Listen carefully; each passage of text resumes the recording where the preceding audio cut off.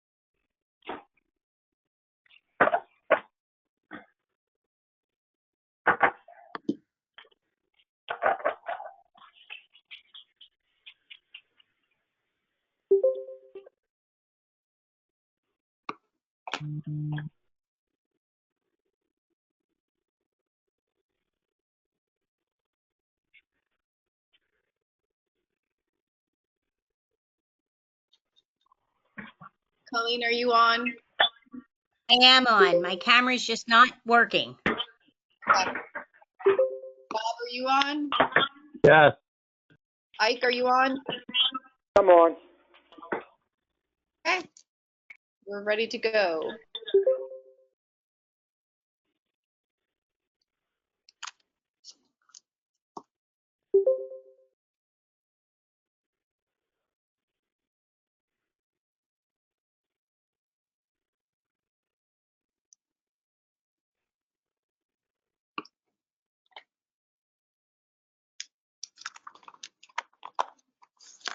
President Leonard, are you still there?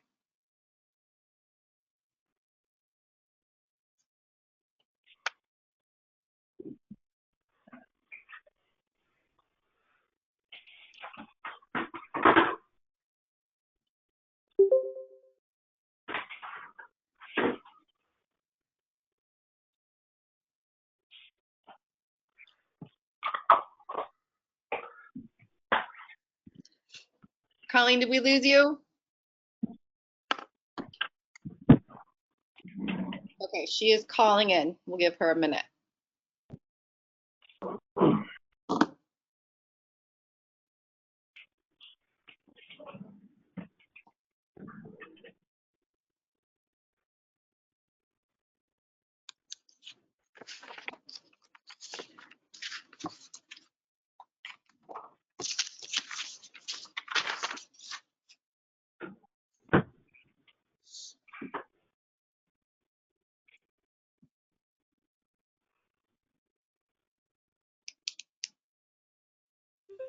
Please enter your access code followed by the pound or hash sign.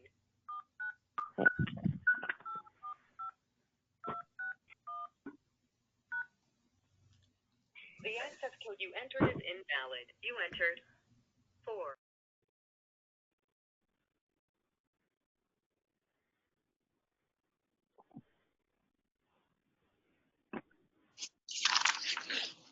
Vice President Sokolowski, while she's calling in, are you good if I start with the announcement?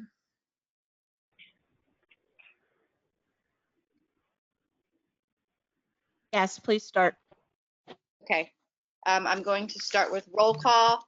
Councilmember Totino, we can note for the record, is absent. Councilmember Griffin? Councilmember Griffin? Here. Councilmember Barton? Here. Councilmember Stokely? Here. Vice President Sokolowski? Here. President Leonard? She's calling Here. in. Aronson. You have me now, Steph? We got you. Okay. Mayor Aronson, you were there. Okay. Here.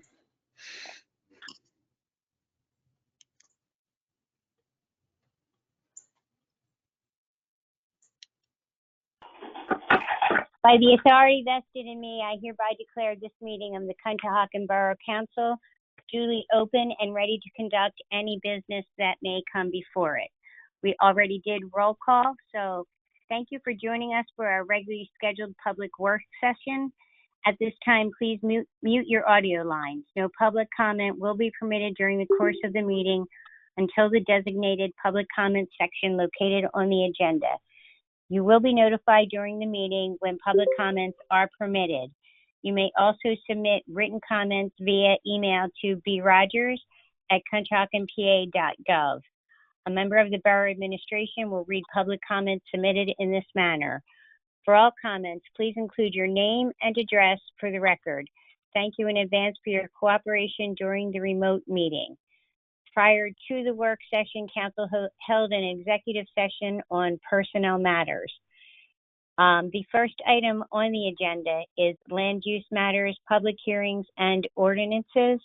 The first item is to consider granting conditional use approval for 450 Caldwell Lane. Mr. Silverstein, if I will hand that over to you to open the hearing. All right, thank you, President Leonard. Can you hear me? Yes. I wanted to make sure that we have the court reporter on.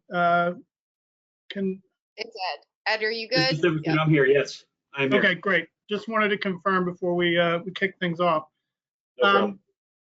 This is the scheduled date and time for the continued hearing on the conditional use application of Dryden Court Development LLC for the property located at 450 Caldwell Lane. The applicant seeks a conditional use to permit development of the property as in 448 stacked condominiums pursuant to zoning ordinance section 27-1901-B. At the conclusion of the hearing on July 21st, 2021, applicant closed its case. Introduced as Exhibit B10 at that hearing was a list of agreed upon conditions associated with the application. After the hearing, applicant and our office identified an amendment to condition number 1, and so I'll make part of the record Exhibit B11 titled Amended Conditions of Approval. Condition number 1 had previously provided that a separate application filed by the applicant for apartments would be withdrawn once the applicant obtained final unappealable land development approval for the condominium project. However, under the other conditions, land development approval for the condominium project could occur a decade from now. In communication with the applicant's attorney, the applicant does not intend to have the apartment application pending for 10 years, nor does the borough want that. The amended condition provides that the apartment application will be withdrawn when the applicant obtains final unappealable conditional use approval, which is this application, and final unappealable zoning approval from the zoning hearing board, which zoning application is currently pending. This matter is back before Borough Council this evening for a vote. If inclined to approve the application, the motion would be to grant conditional use approval to permit 48 condominium units as set forth in the application and the record prepared before Borough Council at the hearing, subject to the 11 conditions set forth in Exhibit B11.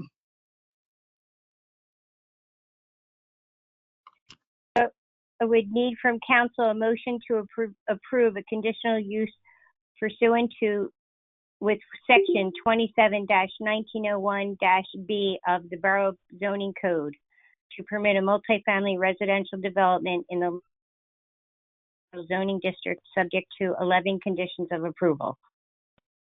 I'll make that motion. I'll second it. Ike Griffin. All in favor? Aye.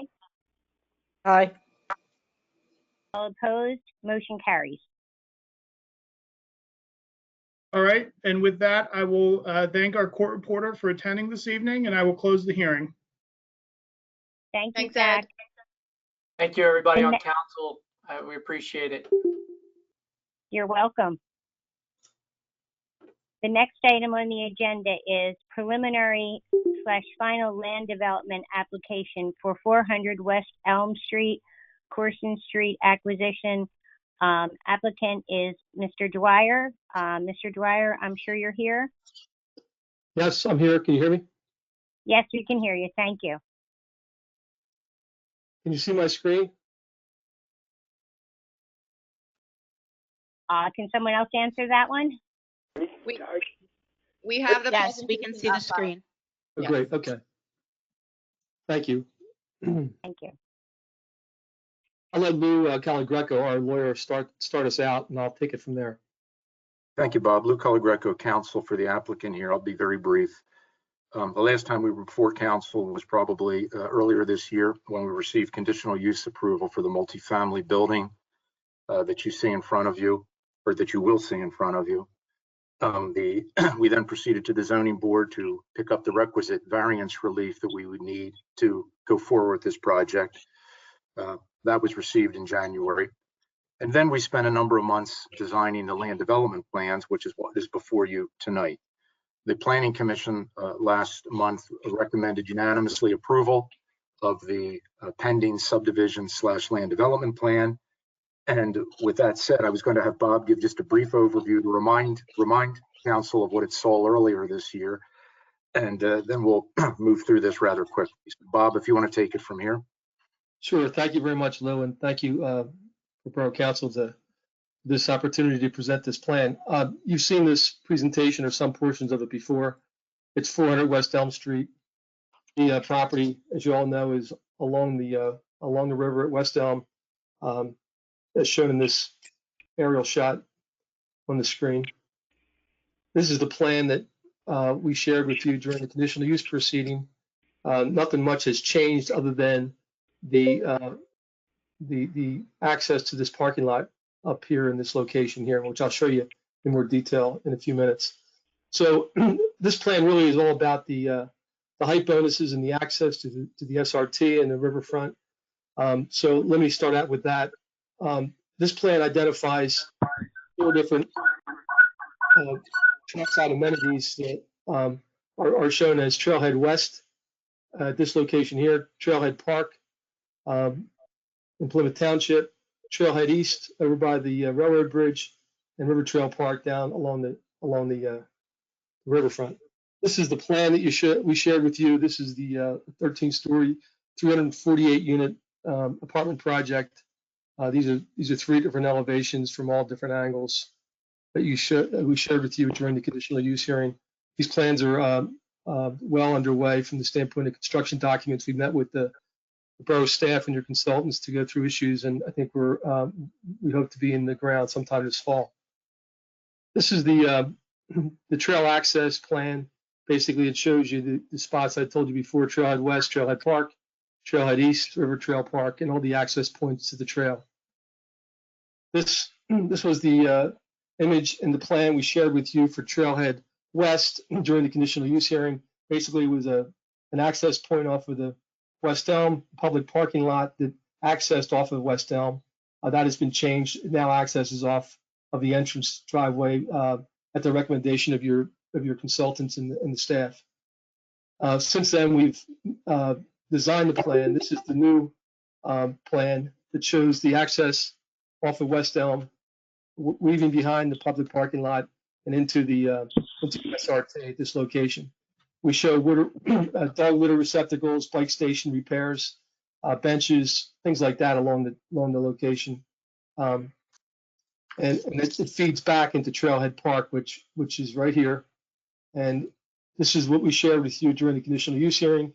It was a 1.2 acre parcel that basically had images like this shown as being what we proposed. The Borough Council liked that. We then designed it, and this is what the plan currently shows. It shows the rocks, the benches, the amenities, all trailside amenities that will benefit all the residents and anybody who rides along the trail. This would be something we would maintain forever. It would be owned by the apartment owners, but it would be open to the public. The next spot is Trailhead East, which is by the railroad bridge. It's another access point to the trail that feeds into the SRT and the Cross County Trail, which is the spur up this way. This is the plan we shared with you during conditional use. It was the food carts at this location with some umbrellas and some benches and some other trailside amenities, a bike repair station, etc.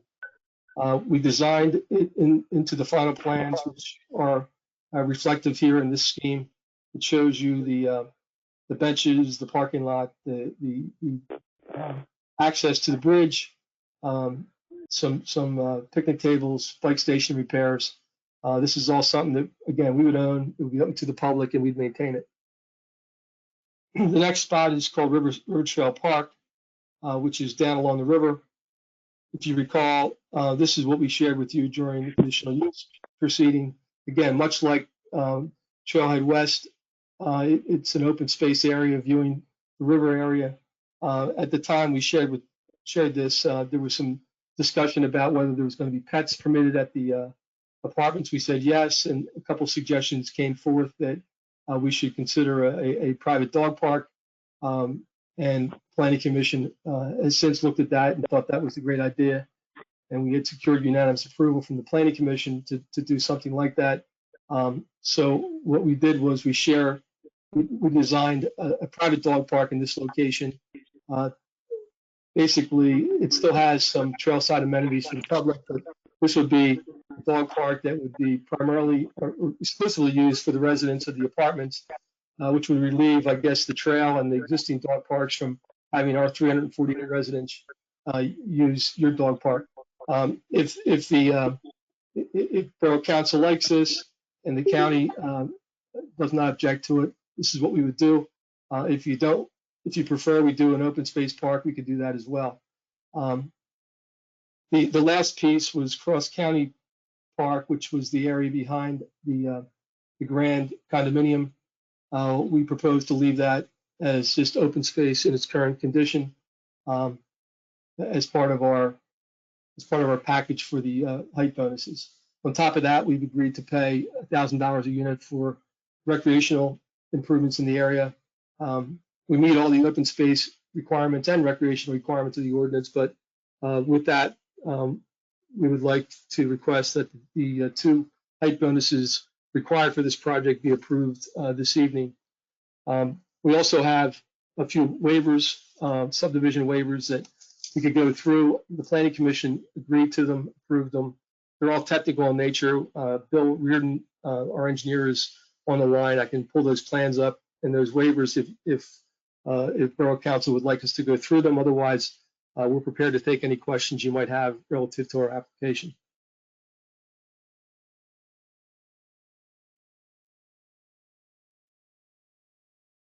Does anyone on council have a question?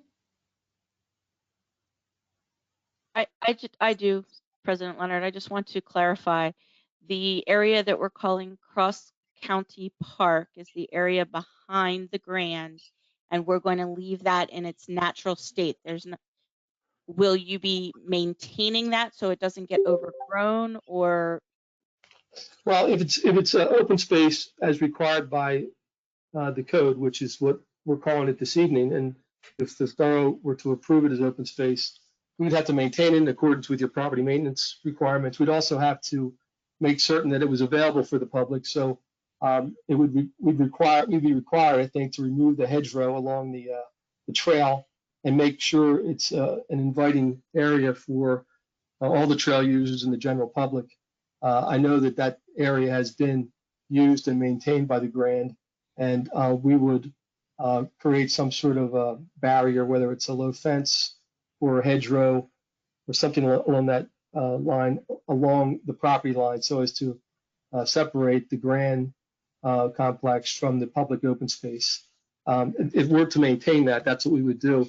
If Borough Council would prefer that we leave it alone, not touch anything, of course, the ball's in your court. It's your decision on that, but we're happy to do either. Maintain it as public open space and make sure it's provided for the public to use, or to leave it as it is and not touch it, not do anything with it. The Grand can continue to maintain it if they'd like, but if we're to maintain it, I think we'd be obliged to the public to open it up, sign it, and make sure that it's used for public purposes.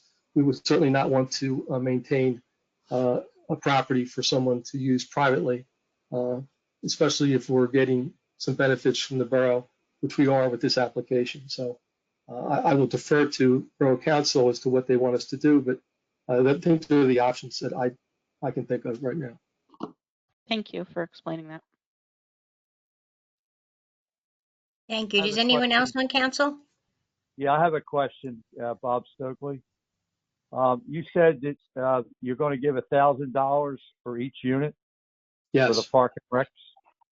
yes, And how many units are there? 348. 448? No, 348. Sorry, 300. 348. 340. Originally it was 352, but we dropped 4 units. It's now 348. Okay. Thank you.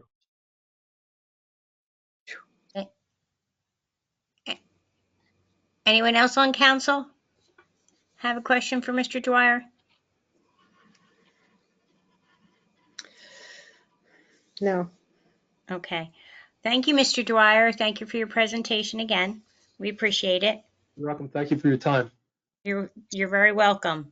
I'll put the screen back in your hands unless you like this pretty picture I got you. I just got to figure out how to do that. Brittany, can you pick it up from I here? was Let me going to see. say Brittany will do it. There we go. There we go. I got it. I'm getting good at this. There you go. At least I think I'm getting good at this. Nobody else does. I'm impressed. Well, thanks very much, everyone. I'm gonna mute myself and stick around in case anybody complains about us. Okay. Thank you very much. The next item on the agenda is the preliminary final minor subdivision and land development application for 333 West 7th Avenue, Dryden Court Development.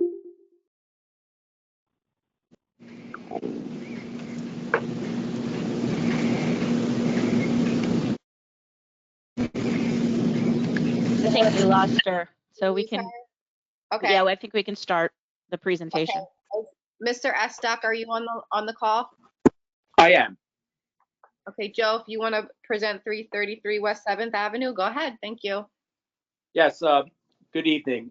This is Joe Estock speaking, and also with us tonight is David Broso, who is the applicant for this subdivision. What we have is an 8,260 square foot lot on West 7th Avenue. Right now, there's an existing single-family detached and older dwelling on the lot, which we propose in removing and subdividing this lot into 2 equal 4,130 square foot lots. The intent of this is to build a twin building, 2 units, which will be single family, semi-detached. This will be very similar to the project that we just did, a little bit to the southeast, right next door at 331 West 7th Avenue, where we built a set of twins and a single family detached. So, and similar architectural styles. We submitted the plan to the borough for their review. We received a review from the borough engineer, Gilmore Associates, dated June 30th.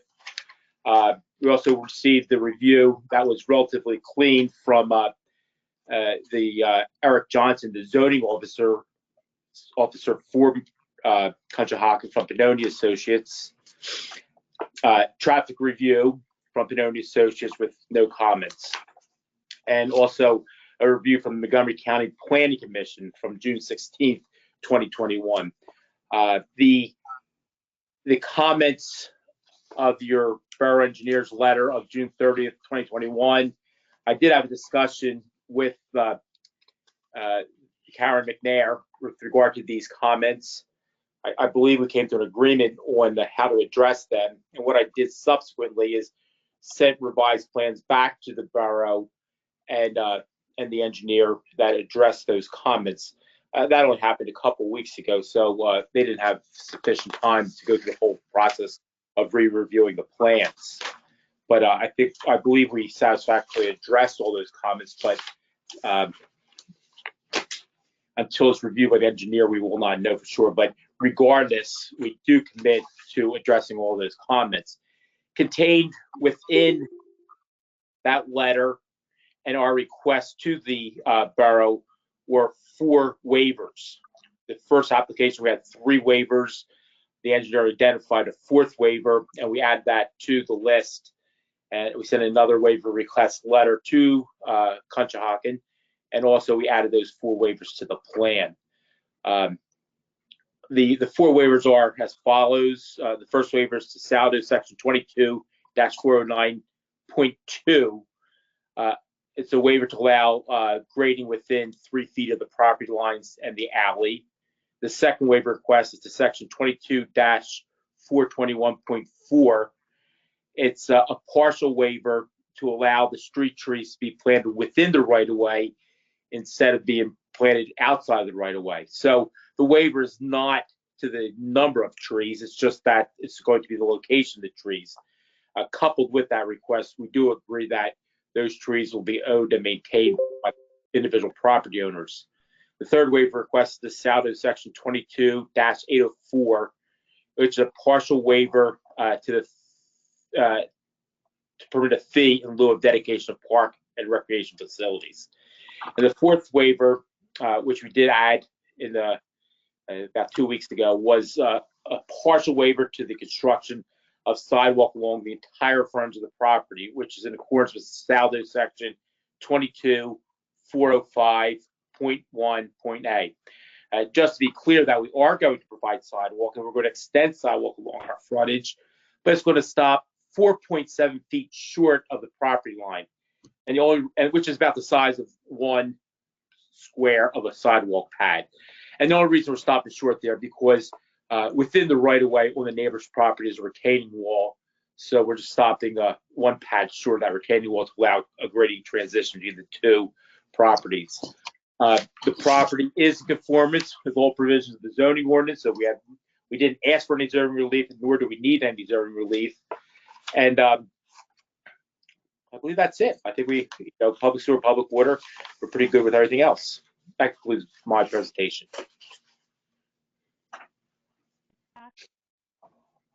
Do you have questions for Mr. Estock? Yeah, these line up with the other twins, correct, and the other single? They do. I mean, there's slight variation of a few feet, but we took the average of the houses along the block, and that's how we positioned them. Forward or backward? Well, if you look at the house to the right, it's actually closer to the street. If you look at the houses to the left, it's actually further back from the street. But as I said, it's only a matter of a couple few feet.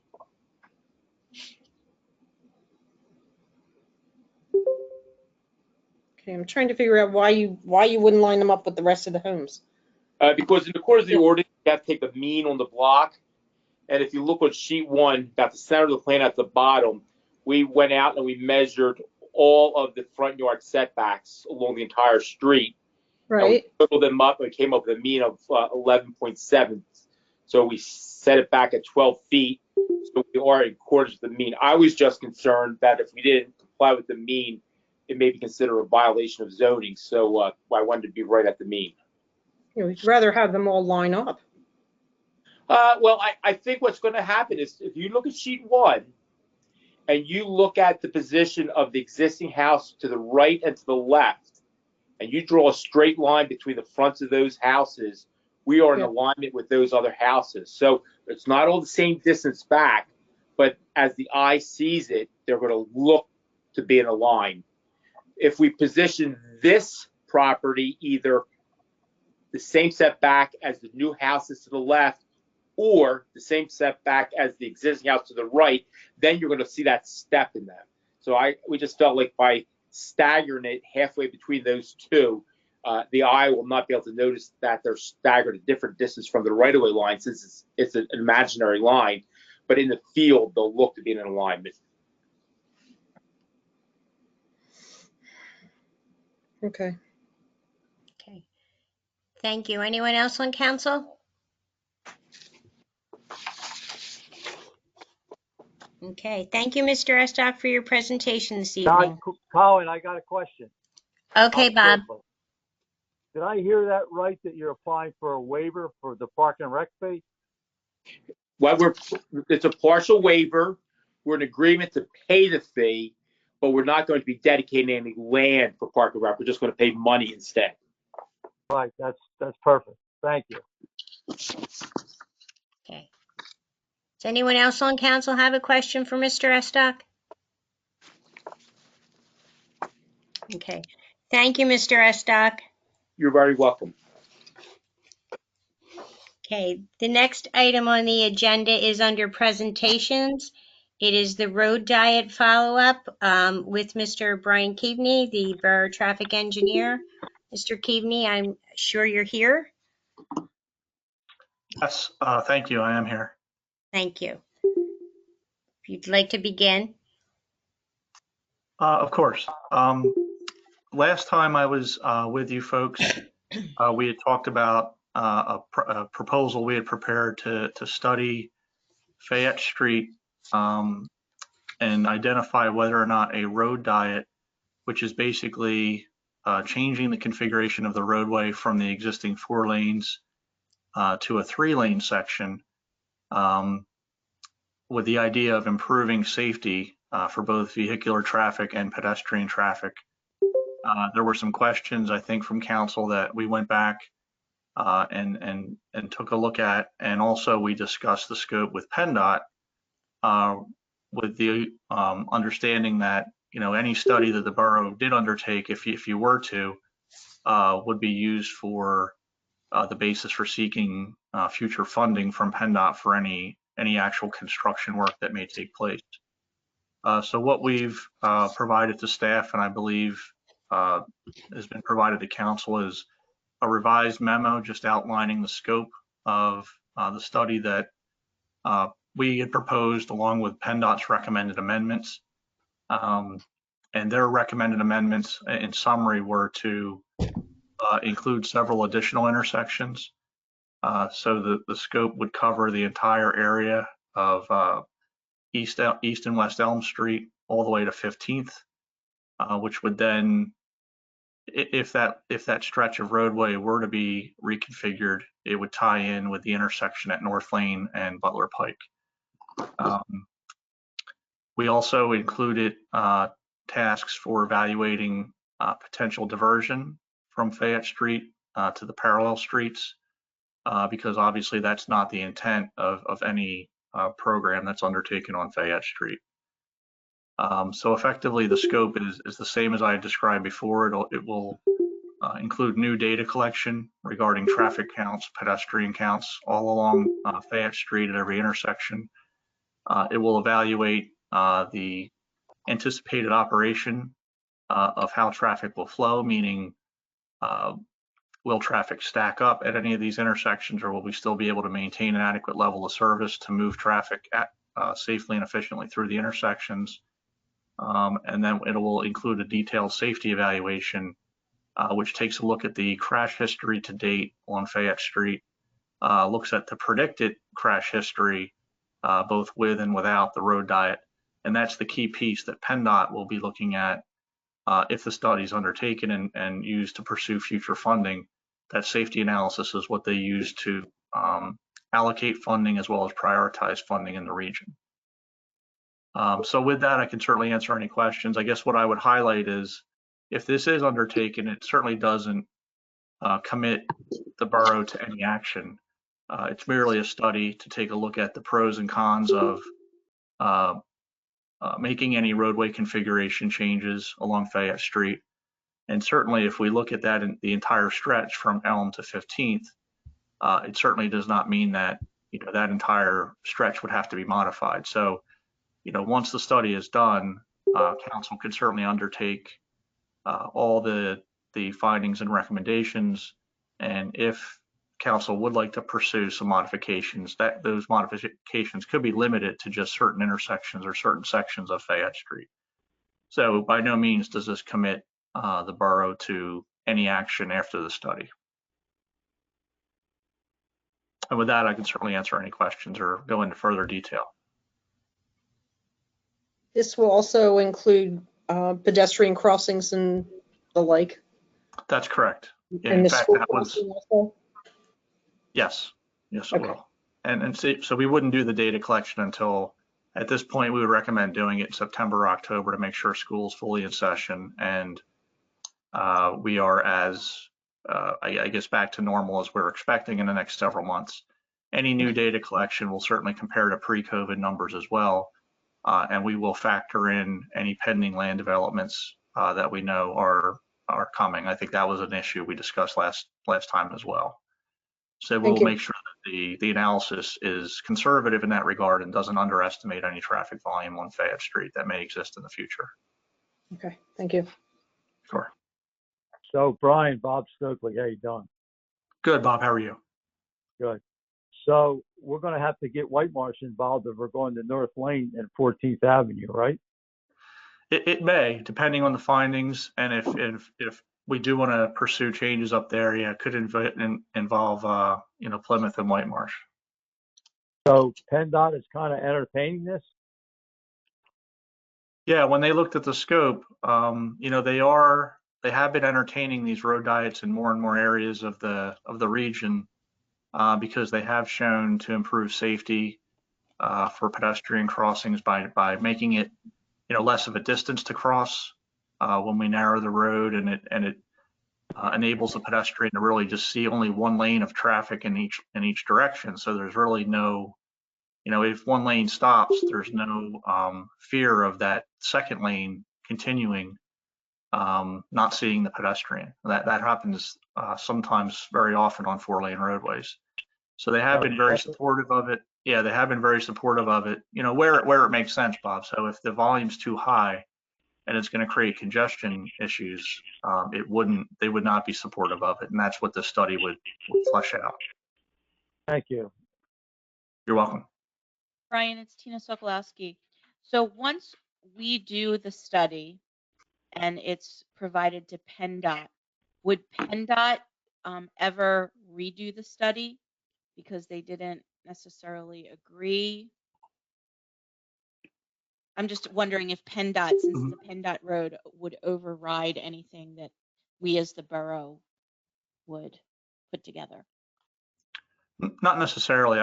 They may supplement the study with additional data, but from the standpoint where this is a local initiative, PennDOT often appreciates when the locals do the first part of the work for them, so to speak. So it gives them some basis to make a decision. So, when they do have safety funding that's available, they'll look to see where the locals have been active and really want something to be done, which, doing your study or sponsoring the study is a step in that direction.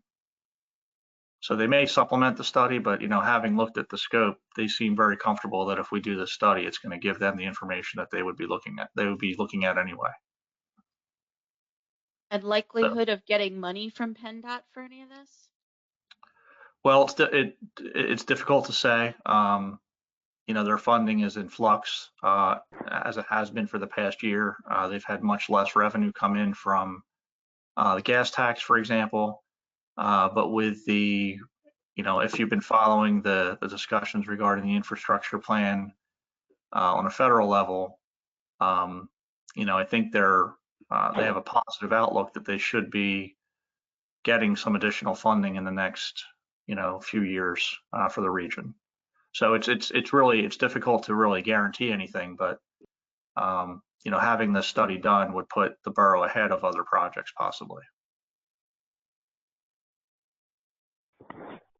Thank you. Thank you, Brian. Does anyone else on council have a question for Brian?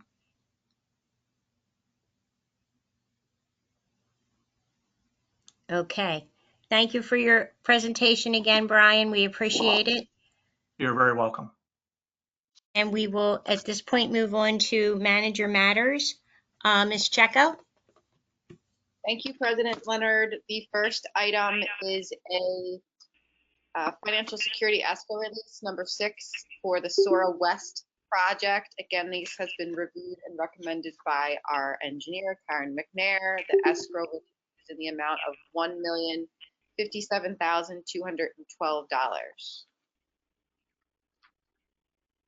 So inclined, I would need a motion. I'll make that motion. Barton? I'll second it. Griffin. All in favor? Aye. Aye. Colleen, I'll be recusing myself. Bob Stokely. Thank you, Bob. So we have 4 ayes and 1 recusal. Thank you. Motion passed.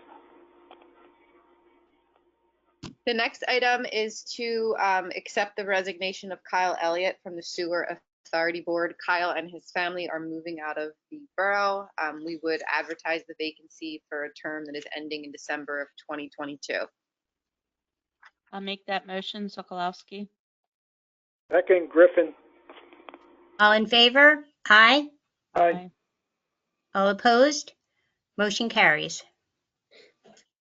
Kristen Hughes Heel has notified our office that she also needs to resign from the Marywood Park Commission due to time constraints and other priorities. Again, we would accept her resignation and advertise the vacancy for a term ending in December of 2021. I'll make that motion, Barton. I'll second it, Griffin. All in favor? Aye. Aye. All opposed? Motion carries. We received a request from Maddie Strauss.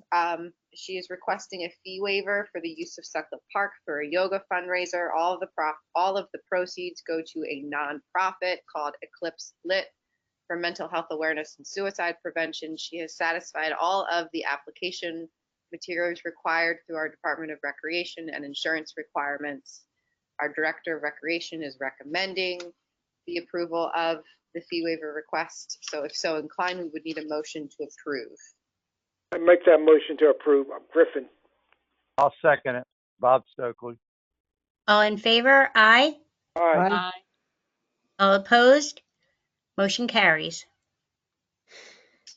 The police are selling a Chevy Tahoe. The minimum bid would be $8,000 on Municipid. I would need a motion to approve Resolution 2021-13, which authorizes the sale of the vehicle on Municipid. I'll make that motion. Sokolowski.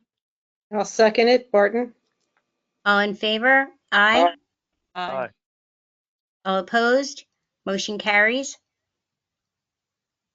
The next item goes along with the theme of the 15-minute to-go parking spaces that we are evaluating currently on Fayette Street. There is construction that's happening outside in front of Tony Joe's, and they are benefiting from the takeout and curbside pickup. So we asked the mayor to process a proclamation over the weekend, which would put those temporary no parking restrictions on Fayette in front of Tony and Joe's. That proclamation is in effect. The proclamation requires that Borough Council ratify that proclamation. So in front of you this evening is a motion to approve Resolution 2021-14, which ratifies Proclamation 2021-04, establishing the temporary parking restrictions on Fayette Street. And again, all of these temporary parking restrictions will be evaluated further by administration and the parking task force, and a more formal recommendation will be brought in front of Borough Council at a later date. I'll make that motion. Griffin. I'll second Colleen Leonard. All in favor? Aye. Aye. All opposed? Motion carries. The last item under manager matters is in a first amendment to the lease agreement with Washington Fire Company. In reviewing the lease agreement that was approved at the last meeting, there was a typo that was identified in one of the paragraphs.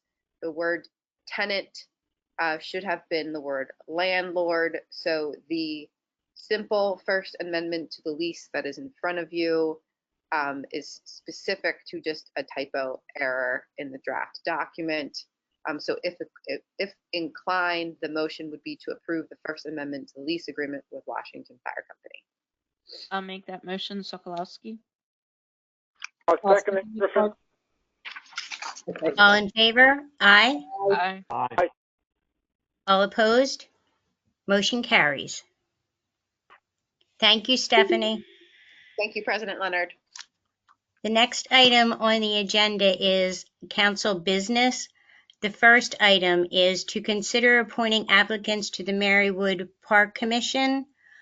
With the resignation of Kristen Heel that council just approved, we actually now have 2 openings on the commission until the end of 2021.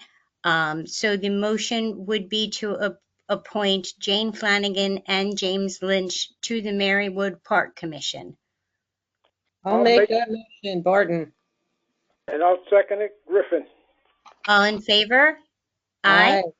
Aye. All opposed? Motion carries. The next item on the agenda is consider appointing an applicant to fill the vacancy on Borough Council for Ward 5. So I'm going to make the motion to approve Resolution 2021-15, appointing Kathleen Kinsley to fill the Borough Council vacancy for Ward 5.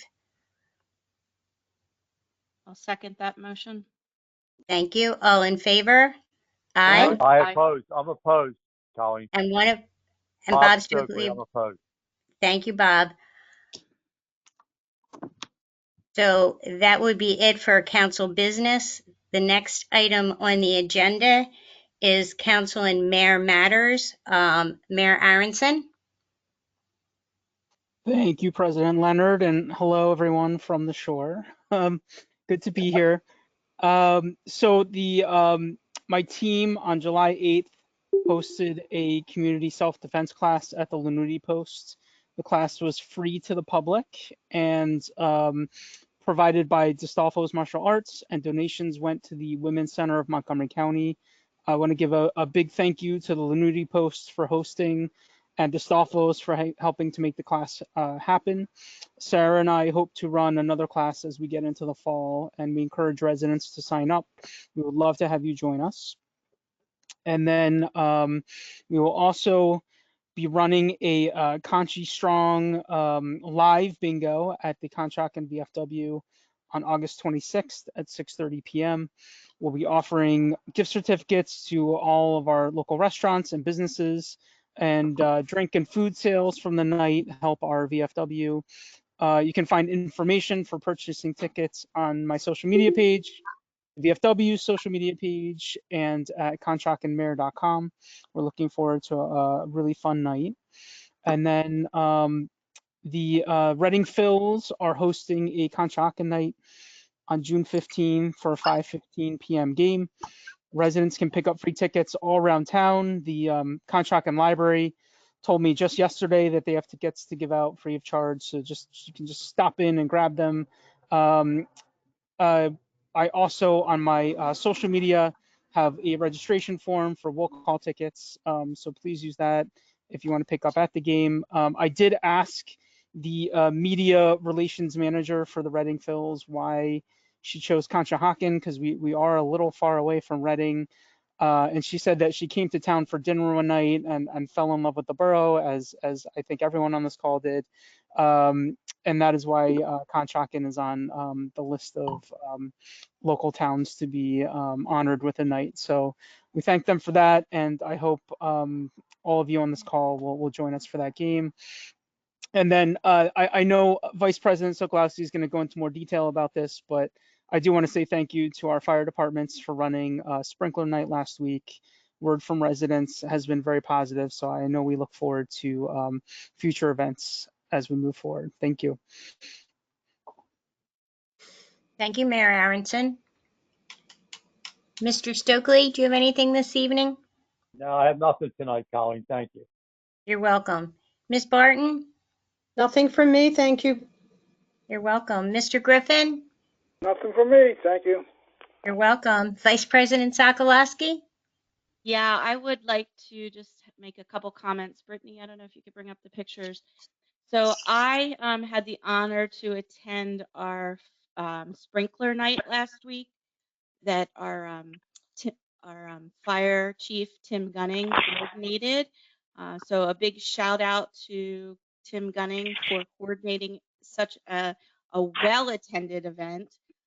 And thank you to both Washies and Number 2 for putting the fire trucks out there and giving the kids of Conshohocken a great night. I mean, as you can see, the park was filled.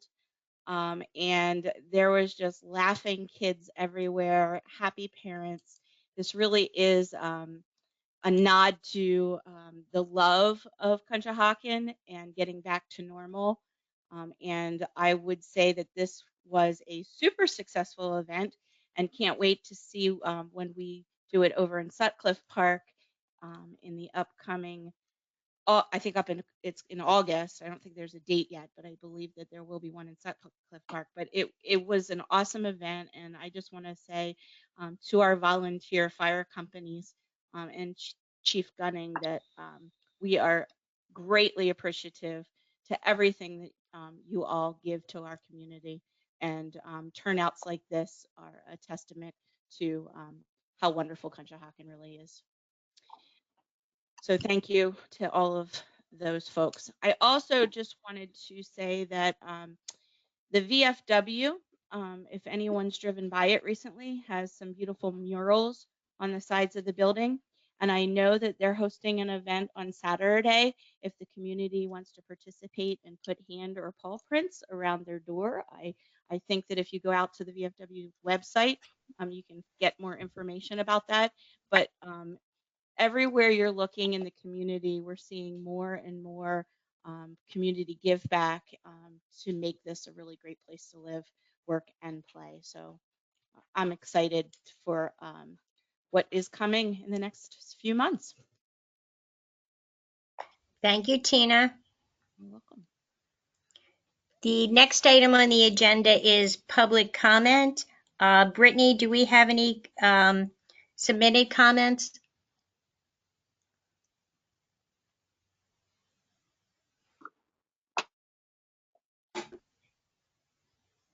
Brittany, do we have any submitted comments?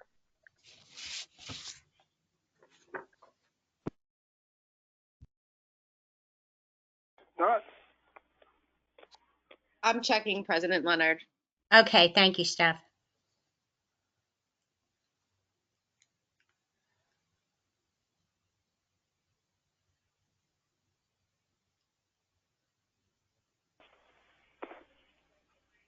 President Leonard, we do not have any submitted comments via email Thank this you. evening. Okay, thank you. I thought my mic just went off again. No. We're good. Okay. Is there anyone with public comment this evening? Yes, Can you state your name and address for the record, please? sure. This is Scott Langstein, 200 West Elm Street. I had correspondence earlier with Stephanie. I just want to go on the record. This is regarding the property development for 400 West Elm Street, and regarding the property behind the Grand, labeled as Cross County Park. I just want to make sure that the Grand is included in any conversations about, how we kind of figure out the maintenance of this going forward. As Bob mentioned, that the Grand has been maintaining this property for the past 14 years. And, if a proposal is to put in hedges around that boundary, we'd like to be part of that conversation and figure out what's best for both parties, and make sure it works for everyone involved. So I just want to make sure that's put out there, and that, Bob, I don't know if you can probably not respond directly, but, we'd like to at least set up some meeting, hopefully in the future, to kind of figure this out. Okay, thank you. We will take that under consideration. Thank you. You're welcome. Is there anyone else with public comment this evening?